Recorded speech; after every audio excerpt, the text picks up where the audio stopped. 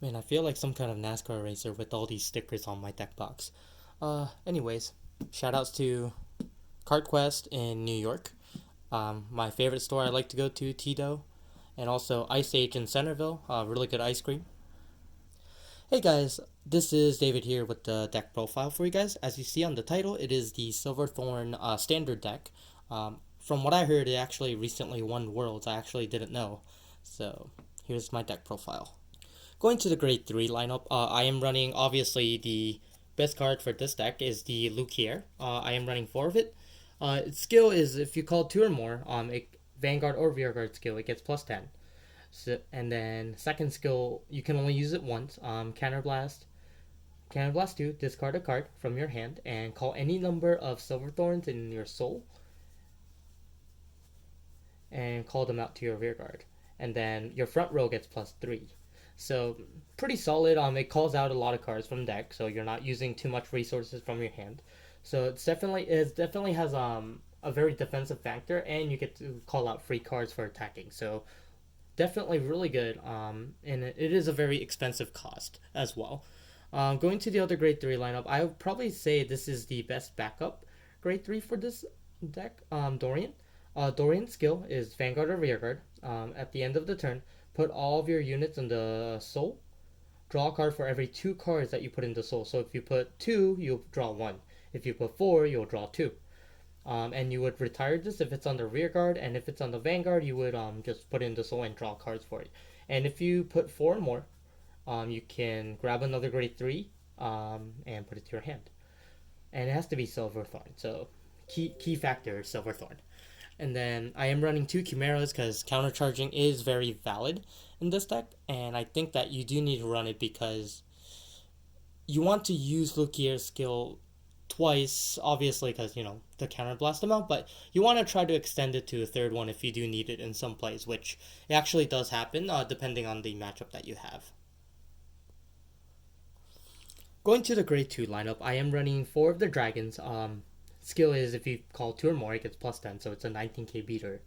If it's on an Excel circle, it is 24. So very good numbers. Force the opponent to use a 15k card. Lillian, very key card in this deck. If you have 4 or more, it gets plus 10. If you have 4 or more different Silver Thor units in the soul. First ability, Vanguard or Rearguard, you can counterblast.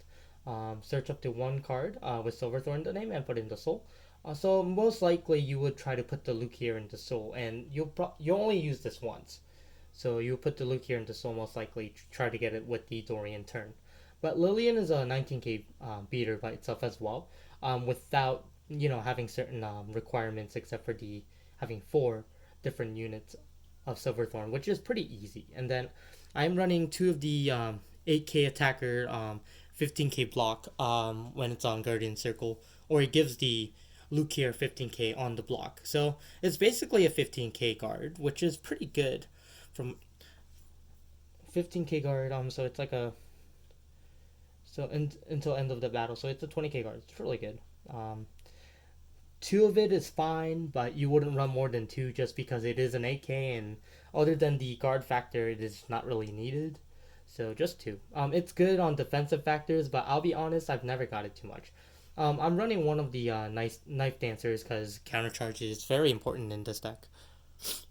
And as for the grade 1 lineup, very simple. You're running 4 of each. I know some people want to run maybe more grade 2s and they will cut down the grade 1s, but I think that running more grade 1s is actually more beneficial in these standard type decks just because they are a 10k guard over a 5k guard. So I think 10k guards are much better than 5k guards. And I think that grade 2s for me, honestly, if I ride it, I don't really need it as much unless they have like a really good effect that really assists the deck or the turn in general. So I like running the 12 grade 1s.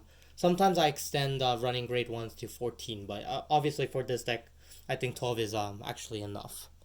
The trigger lineup is slightly wonky. I do run rainbow triggers, but I do run more fronts than anything else.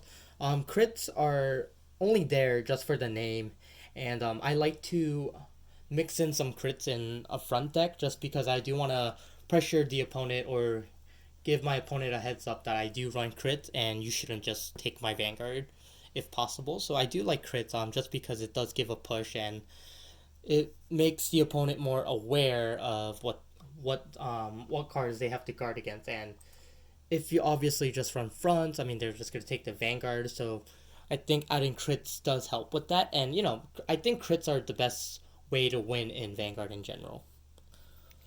But it is a very solid deck. I actually just got it today, and I play tested it, and I knew how the deck worked pretty much because I've seen so many people around me play this deck. And obviously it won World, so I decided to get my other pieces that I need for it today because I didn't want the prices to go up more than it was. So, but it's a very solid deck. It has defensive factors. It can attack, and it keeps a lot of hands. So you feel very safe playing this deck, and I think it's one of the safest decks that we can play in standard at the moment until other decks come out. But definitely recommend trying it. I do have a match coming up, so make sure you guys comment, rate, subscribe down below, and make sure to comment for new ideas or decks that you guys are interested in, or anything I should be doing with the channel. But that's pretty much it. It was a short deck profile because standard is pretty self-explained. So that's pretty much it. Thanks for watching.